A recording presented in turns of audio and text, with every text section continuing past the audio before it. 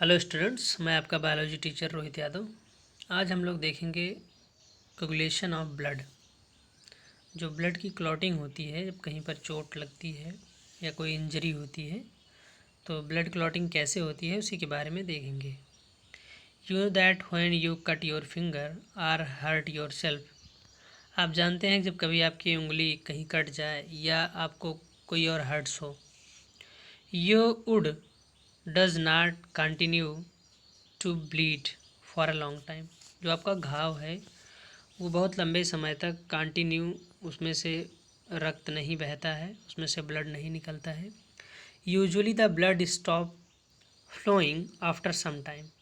सामान्यतः जो देखा जाता है वो ब्लड थोड़ी देर के बाद बंद हो जाता है बहना। Do you know why? क्या आपको पता है ऐसा क्यों होता है? Blood exhibits coagulation or clotting in response to injury or trauma. जो ब्लड है वो कोगुलेशन कर देता है, ब्लड को जो है जमा देता है, कह लेते हैं, क्लॉटिंग हो जाती है उनकी। और ये तब होती है जब आपको इंजरी हो या और कोई ट्रामा हो, कोई और घाव हो। This is a mechanism to prevent excessive loss of blood. ये एक ऐसा मैकेनिज़्म है जो आपके ब्लड अगर जैसे वो कोगुलेशन नहीं होगा तो ब्लड निकलता रहेगा और धीरे धीरे ज़्यादा फ्लूइड आपके बॉडी से निकल जाने से आपकी डेथ हो जाएगी। तो इसलिए ऐसा होता है ताकि ज़्यादा फ्लूइड आपके बॉडी से ना निकले। तो वो एक प्रकार का रिस्पॉन्स है। You would have observe a dark reddish brown scum formed at the site of cut and injury over a period of time. आपको जब कभी भी चोट लगती है तो काफ़ी समय के बाद आप देखते हैं वहाँ पर एक काली सी संरचना दिखाई देती है जिसको पपड़ी कहते हैं। बाद में अलग अलग रीजन में अलग अलग बोल सकते हैं। ये मैं बहुत ही सामान्य बात बोल रहा हूँ जो अक्सर देखते हैं। कहीं पे कट लगा है तो उसके ऊपर एक सूखा सा ब्लैक कलर का मटेरियल दिखता है बाद में 2-3 दिन बाद, जब वो ठीक हो रहा होता है। तो वो क्या है इसको देखेंगे। It is a clot or coagulum. Coagulum formed mainly a network of thread. तो वो जो है वो कोगुलम होता है जो क्लॉटिंग में हेल्प करते हैं। वो एक थ्रेड होता है, धागे का बहुत सारा नेटवर्क होता है, बहुत सारे धागे मिलकर नेटवर्क बनाते हैं, कॉल्ड फाइब्रिन्स, जिनको फाइब्रिन्स बोलते हैं। तो वो फाइब्रिन्स का नेटवर्क होता है in which dead and damage formed element of blood are trapped. और जिसमें कि डेड और डैमेज फार्म्ड एलिमेंट मतलब RBC, WBC और प्लेटलेट्स उसी में फंसे होते हैं, ट्रैप्ड होते हैं। Fibrins are formed by the conversion of inactive fibrinogens in the plasma. जो फाइब्रिन्स प्रोटीन है ये जब चोट लगती है तो इसका फॉर्मेशन होता है और ये चेंज होती है, क्योंकि ये हमेशा एक्टिव स्टेट में रहती नहीं तो हमेशा कोगुलेशन हुआ रहेगा, हमेशा ब्लड जमा रहेगा। तो ये चेंज होती है एक इनएक्टिव प्रोटीन से जिसको बोलते हैं फाइब्रोनोजिन्स। तो ये फाइब्रोनोजिन्स से चेंज हो जाती है फाइब्रिन में in the plasma by the enzyme thrombins. और इसमें हेल्प करता है एंजाइम थ्रोम्बिन्स जो फाइब्रोनोजिन को फाइब्रिन्स में चेंज कर देता है। लेकिन देखने वाली बात यह है कि थ्रोम्बिन्स भी हमेशा एक्टिव नहीं रहता। जो एंजाइम है थ्रोम्बिन्स, ये भी हमेशा एक्टिव नहीं रहता। Thrombins in turn are formed from another inactive substance present in the plasma. ये थ्रोम्बिन्स बदलता है एक इनएक्टिव सब्सटेंस से जिसका नाम है प्रोथ्रोम्बिन। प्रोथ्रोम्बिन बदलेगा थ्रोम्बिन में, फिर थ्रोम्बिन जो है वो फाइब्रोनोजिन को बदलेगा फाइब्रिन में। एन एंजाइम कॉम्प्लेक्स, तो एक एंजाइम कॉम्प्लेक्स है जो प्रोथ्रोम्बिन भी, पहले प्रोथ्रोम्बिन नहीं रहता है तो क्या होता है, an enzyme complex thrombokinase is required for the above reaction. और ये थोड़ी सा इसमें देखते हैं, थोड़ा सा इसमें रंग हो गया है। प्रोथ्रोम्बिन्स रहता है लेकिन ये प्रोथ्रोम्बिन्स थ्रोम्बिन्स में तब चेंज होता है जब थ्रोम्बोकाइनेज कॉम्प्लेक्स इसको मिलता है। कहने का मतलब थ्रोम्बोकाइनेज कॉम्प्लेक्स जो होता है इसकी प्रेजेंस में प्रोथ्रोम्बिन चेंज हो जाता है थ्रोम्बिन में, और थ्रोम्बिन जो है वो फाइब्रोनोजिन्स को चेंज कर देता है फाइब्रिन्स में। Pro thrombokinase is required for the above reaction. इस रिएक्शन के लिए थ्रोम्बोकाइनेज ज़रूरी होता है। This complex is formed by a series of linked enzyme reaction. और ये जो कॉम्प्लेक्स है ये बन पाता है series of linked enzyme reaction. एक कई सारे रिएक्शंस होते हैं, उसमें एक सीरीज है, सारणी है, मतलब कि कई एक के बाद एक के बाद एक के बाद कई रिएक्शंस होते हैं। और इसमें एक टर्म है कैस्केड प्रोसेस। ये जो रिएक्शंस होते हैं कैस्केड प्रोसेस में होते हैं। कैस्केड प्रोसेस का मतलब होता है जैसे थ्रोम्बोकाइनेज है, अगर वो प्रोथ्रॉम्बिन को थ्रोम्बिन में चेंज कर रहा है, मान लेते हैं थ्रोम्बोकाइनेज ये करता है 100 प्रोथ्रॉम्बिन्स को थ्रोम्बिन्स में बदलता है, 100 मॉलिक्यूल्स को चेंज कर देता है 1 सेकंड में। तो ये जो थ्रोम्बिन्स है ये अगले फाइब्रोनोजिन्स को फाइब्रिन्स में बदलेगा अगले 1 सेकंड में 1000 मॉलिक्यूल्स को। अगर ये 1000 मॉलिक्यूल्स को चेंज किया थ्रोम्बोकाइनेज जो है प्रोथ्रॉम्बिन से थ्रोम्बिन में, तो थ्रोम्बिन जाके फाइब्रोनोजिन को फाइब्रिन्स में चेंज कर देगा 1000 मॉलिक्यूल्स को। ये एकदम पूरा नेटवर्किंग सिस्टम जैसे होता है। एक लोग 3 लोग को जोड़ते हैं, जो नेटवर्क मार्केटिंग है। फिर एक लोग उसमें से 3-3 लोग को जोड़ते हैं, फिर उसमें से एक लोग 3-3 लोग को जोड़ते हैं। तो इस प्रकार से उनका नेटवर्क बहुत जल्दी बहुत बड़ा हो जाता है। एक लोग 3 लोग को जोड़े, फिर 3 लोग टोटल मिला के 9 लोग हो गए, फिर 9 लोग 3-3 लोग को ढूंढेंगे 27 लोग हो गए। तो इसको कैस्केड मेथड बोलते हैं। तो इस प्रकार से बहुत थोड़े समय में बहुत ज़्यादा इफेक्ट दिखने लगता है। Involving a number of factor present in the plasma. और इसमें बहुत सारे फैक्टर्स हैं जो कि प्लाज्मा में प्रेजेंट्स होते हैं, उनकी भी ज़रूरत पड़ती है। एन इंजरी और trauma stimulate the platelets in the blood to release certain factor which activate the mechanism of coagulation। और इसको सबसे पहले शुरू कौन करता है? जब इंजरी होती है, ट्रामा होता है, थोड़ा सा घाव होगा आपकी बॉडी में, तो वो स्टिमुलेट करता है प्लेटलेट्स को जो है स्टिमुलेट करता है, उसको कह लीजिए एक प्रकार से उत्तेजित करता है, जगाता है। और फिर जो प्लेटलेट्स है वो कुछ एंजाइम कुछ सब्सटेंस कुछ फैक्टर हैं जिनको रिलीज कर देता है प्लाज्मा में, और वहीं से शुरू हो जाता है कोगुलेटिनेशन की mechanism which activate the mechanism of coagulation. Certain factor release by the tissue eight the site of injury. और कुछ फैक्टर उस जहाँ पर इंजरी है वहाँ के टिश्यू रिलीज करते हैं। आल्सो कैन इनिशिएट कोगुलेशन, और वो भी जो है इनिशिएट करवाते हैं, शुरू करवाते हैं coagulation. Calcium ion play a very important role in the clotting. Calcium ion जो है एक बहुत महत्वपूर्ण रोल प्ले करता है क्लॉटिंग में। इस मैकेनिज्म को, इस रिएक्शन को एक फिगर के माध्यम से समझ लेते हैं ताकि आपको थोड़ा सा आसानी हो। तो ये है फिगर कोगुलेशन ऑफ ब्लड। तो इसमें देखिए जो ब्लू कलर से लिखा गया है फाइब्रोनोजिन्स है, जो कि फाइब्रिन्स में चेंज हो रही है in the presence of thrombin enzyme. Thrombin enzyme की प्रेजेंस में फाइब्रोनोजिन्स चेंज हो रहा है फाइब्रिन में।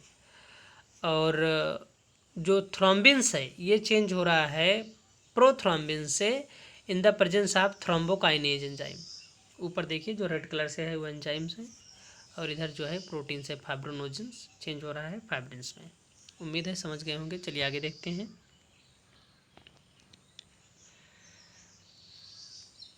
आगे हमारा टॉपिक है लिम्फ। मुझे लगता है लिम्फ पे हमने थोड़ी बहुत चर्चा की थी, लेकिन फिर से कर देते हैं। लिम्फ या फिर टिश्यू फ्लूइड। लिम्फ किसको बोलते हैं? जो फ्लूइड लिम्फेटिक सिस्टम में होता है उसको लिम्फ बोलते हैं। लिम्फेटिक सिस्टम, लसिका तंत्र में जो होता है उसको लिम्फ बोलते हैं। और आपको बता दें एक लाइन में कि ये कोई अलग से कुछ होता नहीं। जो ब्लड है जो कैपिलरीज में ट्रांसपोर्ट हो रहा होता है, कैपिलरीज बोलते हैं जहाँ पर ब्लड आर्टरीज जो हैं, आर्टरी और वेंस जहाँ पे मिलती हैं और ये बहुत पतली पतली होती हैं, तो उनको ब्लड कैपिलरीज बोलते हैं। वहाँ से लीक होता रहता है मटेरियल, रिश्ता रहता है, और उस रिश्ते में क्या क्या नहीं जाता है, क्या क्या नहीं जाता मैं बता दे रहा हूँ, बाकी सब जाता है। बड़े प्रोटीन्स के मॉलिक्यूल नहीं जाते हैं, ज़्यादातर फॉर्म्ड एलिमेंट नहीं जाते हैं, मतलब कि आरबीसी नहीं जाती है लेकिन डब्ल्यूबीसी जाती है। आरबीसी नहीं जाती है, डब्ल्यूबीसी रहती है, प्लेटलेट्स के भी रहते हैं। तो और बाकी सारी चीज़ें रहती हैं, मिनरल्स हो गए, प्रोटीन्स हो गए, ग्लूकोज हो गए, कार्बन डाइऑक्साइड हो गया। कार्बन डाइऑक्साइड टिश्यू में ज़्यादा, इसलिए टिश्यू फ्लूइड जो है इसमें इसलिए ज़्यादा रहेगा क्योंकि वहीं तो सारी ऑक्सीजन यूज कर ली जाती है और कार्बन डाइऑक्साइड रिलीज कर लिया जाता है। इट मीन्स कि कार्बन डाइऑक्साइड रिलीज वहीं होता है, इसलिए ज़्यादा रहता है। चलिए देखते हैं। As the blood pass through the capillaries in tissue, जब ब्लड कैपिलरीज के थ्रू टिश्यू में पास होता है, some water along with many small water soluble substance move out into the space between the cell of the tissue, leaving the larger protein and most of the formed element in the blood vessels। तो कह रहा है कि कुछ water के साथ बहुत सारे स्मॉल जो वाटर सॉल्युबल सब्सटेंस हैं वो सब लीक होते रहते हैं, रिश्ते रहते हैं और वो जाते रहते हैं टिश्यू के बीच में, सेल्स के बीच में जो जगह है वहाँ पर, कुछ चीज़ें को छोड़ के, जैसे कि लार्ज प्रोटीन और most of the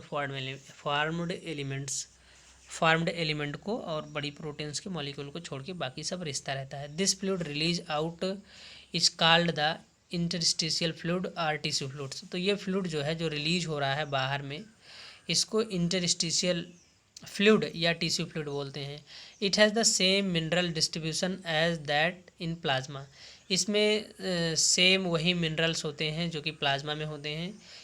exchange the nutrient gases, हाँ इसका वर्क क्या है, जैसे जहाँ पर टिश्यू है वहाँ पर आस पड़ोस में पूरा फिल किए हुए है, तो ये जो कैपिलरीज में ब्लड ट्रांसपोर्ट हो रहा है उसमें ऑक्सीजन है, और ये जहाँ पर खुद है टिश्यू फ्लूइड, यहाँ पर कार्बन डाइऑक्साइड ज़्यादा है, तो ये गैसेस को एक्सचेंज करने में हेल्प करवाता है। इन्हीं के थ्रू होकर गैसेस एक्सचेंज होती हैं, और ग्लूकोज वगैरह मॉलिक्यूल्स भी इसी में से जो टिश्यू हैं, जो सेल्स हैं, वो लेते रहते हैं। Between the blood and the cell, तो यहाँ से मैं पढ़ता हूँ, exchange of the nutrient gases between the blood and the cell always occurs through this fluid. तो इस फ्लूइड से होके, इन फ्लूइड से होके हमेशा न्यूट्रिएंट और गैसेस का एक्सचेंज होता रहता है सेल और ब्लड के बीच में। An elaborate network of vessels called the lymphatic system, एक बड़ा सा एक मजबूत नेटवर्क जो है वेसल्स का, जिसको लिम्फेटिक सिस्टम बोलते हैं। कलेक्ट वेसल्स मतलब पतली पतली नलिकाएँ, collect this fluid and drain. अब जैसे ही मान लीजिए ब्लड कैपिलरीज में हमेशा अगर ब्लड लीक होता रहेगा और वो उसको कोई पहुंचाएगा नहीं, तो हमारे बॉडी में एक जगह या पूरी बॉडी में हमेशा लिक्विड इकट्ठा होता रहेगा, तो इसको फिर से ब्लड का जो ब्लड है उसमें पहुंचाए जाने के लिए जिम्मेदारी लेता है लिम्फेटिक सिस्टम। क्या करता है, एक बड़ा सा नेटवर्क है पूरी बॉडी में इसका, जिसको लिम्फेटिक सिस्टम बोलते हैं। कलेक्ट दिस फ्लूइड, ये फ्लूइड जो उसमें से रिस रहा है कैपिलरीज से, और इसमें CO2 ज़्यादा है, WBC है, बहुत सारे मिनरल्स हैं, तो इनको फिर से ले जाकर ड्रेन इट बैक, दोबारा इसको गिरा देता है टू द मेजर वेन, ले जाके गिरा देता है बड़ी सी वेन में, जो आर्टरीज होती हैं जो ऑक्सीजनेटेड ब्लड ट्रांसपोर्ट करती हैं, वेन में गिराता है जहाँ डीऑक्सीजनेटेड ब्लड फ्लो होती हैं जो हार्ट को वापस ब्लड ले जाके पहुँचाती हैं, उसी में जाके ये लिम्फेटिक सिस्टम भी उड़ेल देता है। This fluid present in the lymphatic system is called the lymph. यही फ्लूइड जब लिम्फेटिक सिस्टम में होता है तो उसको हम लोग लिम्फ बोलते हैं। Lymph is a colourless fluid, और लिम्फ जो है एक रंगहीन द्रव है कंटेनिंग स्पेशलाइज्ड लिम्फोसाइट्स, और इसमें कुछ स्पेशलाइज्ड लिम्फोसाइट सेल्स होती हैं जो कि WBC का हिस्सा होती हैं। Which are the responsible for the immune response of the body, जो कि इम्यून रिस्पॉन्स या मतलब आप कह लीजिए कि इम्यून सिस्टम बनाती हैं, इम्यून सिस्टम में जो रिस्पॉन्स करती हैं यही सेल होती हैं जो आपके डिफेंस सिस्टम का हिस्सा होती हैं। Lymph is also an important carrier for nutrients hormones, और लिम्फ क्योंकि ये टिश्यू से होके बहता है तो ये एक दूसरे चीज़ का भी ट्रांसपोर्ट करता है, जैसे कि न्यूट्रिएंट्स और हार्मोन्स। हार्मोन ज़्यादातर इंडोक्राइन ग्लैंड से सिक्रेट होता है, और इंडोक्राइन ग्लैंड ज़्यादातर टिश्यू के बीच बीच में होती हैं। तो वहाँ से भी हार्मोन्स को कलेक्ट करके और पहुँचाने ब्लड में पहुँचाएगा, क्योंकि ब्लड ही तो हर जगह फिर जाता रहता है। तो ब्लड कलेक्ट करके फिर से ले जाके ये वेंस में उड़ेल देता है, तो उसमें हार्मोन्स भी पहुँच जाते हैं ब्लड में। Fat are absorbed through lymph in the lacteal present in the intestine villi. और जो फैट का एब्जॉर्प्शन होता है इंटेस्टाइन में, अगर आपको याद है तो ठीक है, नहीं तो एक बार जाके फिर से फिगर देख लीजिए।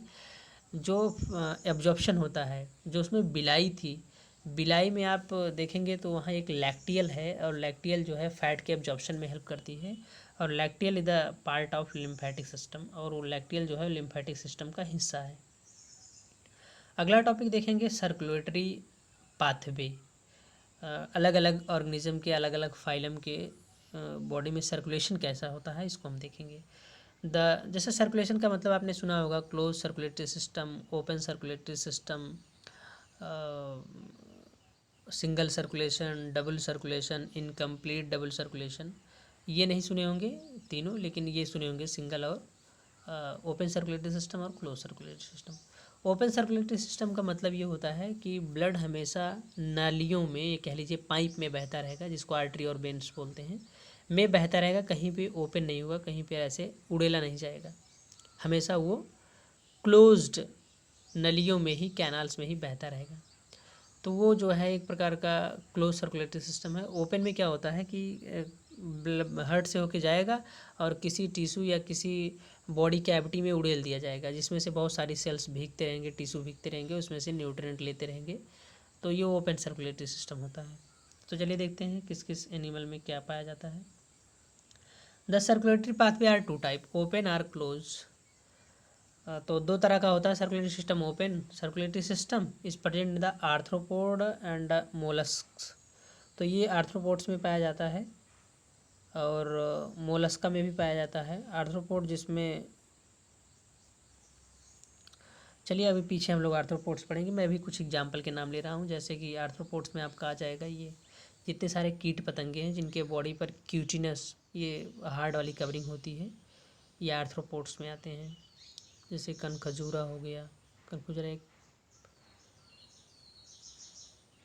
मोलस्का, जैसे यूनियो हो गया, और आपका घोंघा हो गया।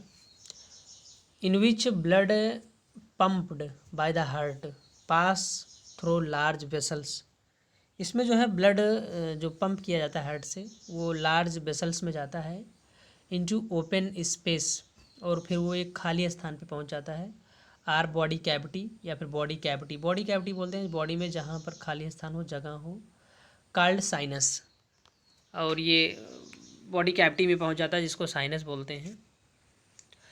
एनालिट्स एंड कॉर्डेट्स, तो ये उनकी बात कर लिया कि मतलब इसमें जो है हार्ट के थ्रू ब्लड ट्रांसपोर्ट होगा और कुछ वेसल्स जाके एक ओपन कैविटी में खुल जाएगा, जहाँ पर टिश्यू और सेल जो है भीगते रहेंगे और उसमें से अपना मटेरियल लेते रहेंगे। तो ये ओपन सर्कुलेटरी सिस्टम है। अगला देखेंगे क्लोज में एनालिट्स एंड कॉर्डेट्स। एनालिट्स जो एनलिडा हैं, जिसमें आपका अर्थवाम आएगा और ये लीच आ जाएगी। Are chordates have the close circulatory system, इनके पास क्लोज सर्कुलेटरी सिस्टम होता है। In which the blood pump by the heart is always circulate through the close network of blood vessels, जिसमें हार्ट के द्वारा जो ब्लड पंप्ड होगा वो हमेशा क्लोज नेटवर्क ब्लड वेसल्स में फ्लो होगा। This pattern is considered to be more advantage as the flow of fluid can be more precisely regulated.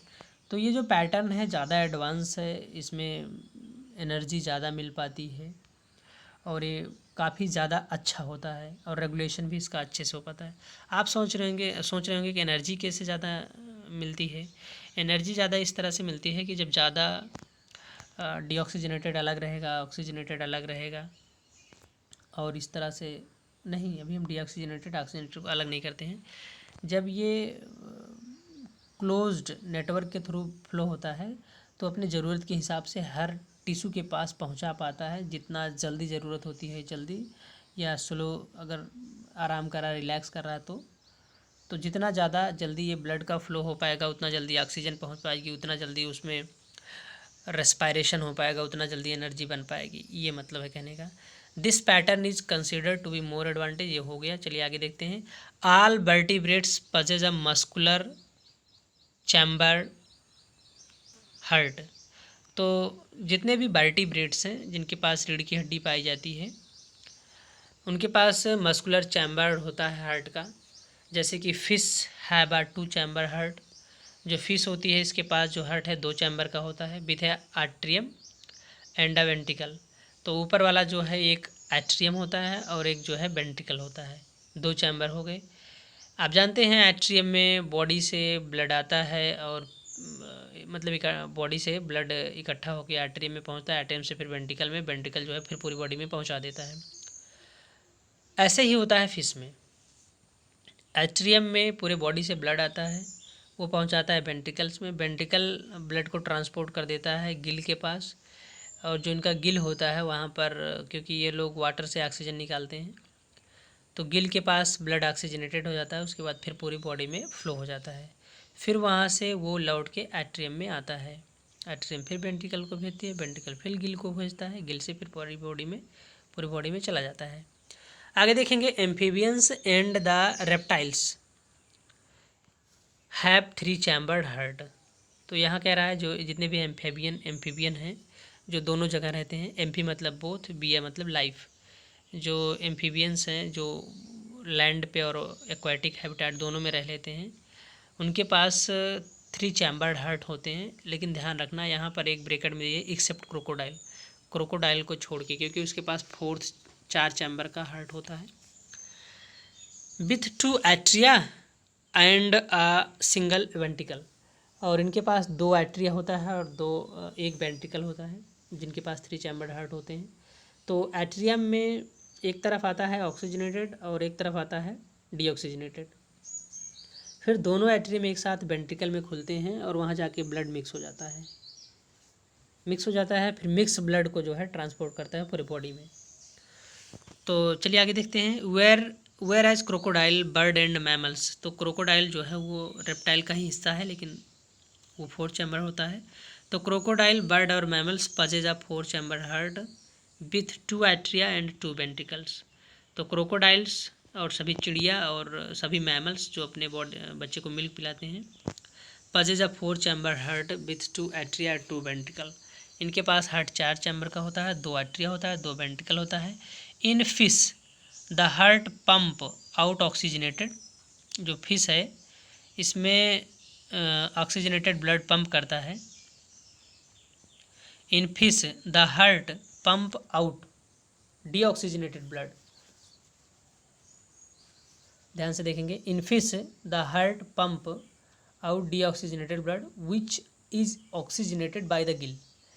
तो इनका हार्ट जो है, हार्ट मतलब वेंट्रिकल्स, वो हार्ट का जो वेंट्रिकल पार्ट है वो डीऑक्सीजनेटेड ब्लड को बॉडी में पहले गिल के पास पहुंचाता है, गिल के पास जाके ऑक्सीजनेटेड होता है और ऑक्सीजनेटेड होने के बाद पूरे बॉडी में सप्लाई हो जाती है to the body part from where deoxygenated blood is return to.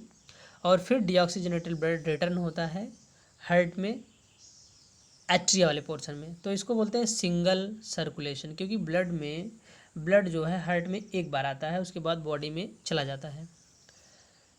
आगे देखेंगे, इन amphibian and reptile.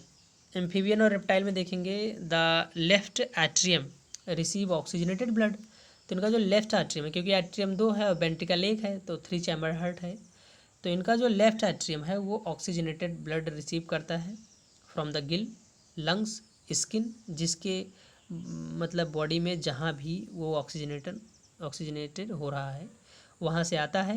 And the right atrium gets deoxygenated blood. और जो राइट एट्रियम है वो डीऑक्सीजनेटेड ब्लड लेता है from the other body parts, पूरे बॉडी से, अदर पार्ट से। However they get mixed. फिर ये दोनों मिक्स होते हैं up in the single ventricle. एक ही वेंट्रिकल है तो दोनों उसी में मिक्स हो जाते हैं, विच पंप आउट मिक्स ब्लड। तो ये फिर मिक्स ब्लड जो है बॉडी में पंप आउट किया जाता है, भेजा जाता है। इसको बोलते हैं incomplete double circulation. Single circulation बोलते हैं जब पूरी बॉडी में ब्लड जाए लेकिन हार्ट में एक बार आए और फिर चला जाए, तो सिंगल सर्कुलेशन।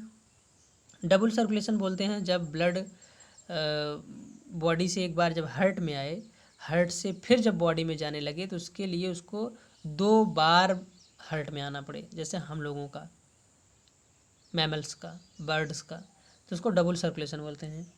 अब इसमें डबल सर्कुलेशन इनकम्प्लीट रूप से है क्योंकि वेंट्रिकल एक ही है और फिर मिक्स हो जा रहा है। डबल सर्कुलेशन में ये हमेशा होगा कि ऑक्सीजनेटेड और डीऑक्सीजनेटेड कभी मिक्स नहीं होगा, लेकिन यहाँ पे मिक्स हो जा रहा है। तो आगे देखेंगे, in bird and mammals oxygenated and deoxygenated blood receive by the left and right atrium. तो हमारे बॉडी में या बर्ड्स में ये लेफ्ट हैंड साइड में जो एट्रिया है वो ऑक्सीजनेटेड ब्लड लेता है, राइट हैंड साइड में जो है वो डीऑक्सीजनेटेड ब्लड लेता है और फिर अपनी अपनी तरफ के वेंट्रिकल्स में जाते हैं, लेकिन कभी मिक्स नहीं होते हैं।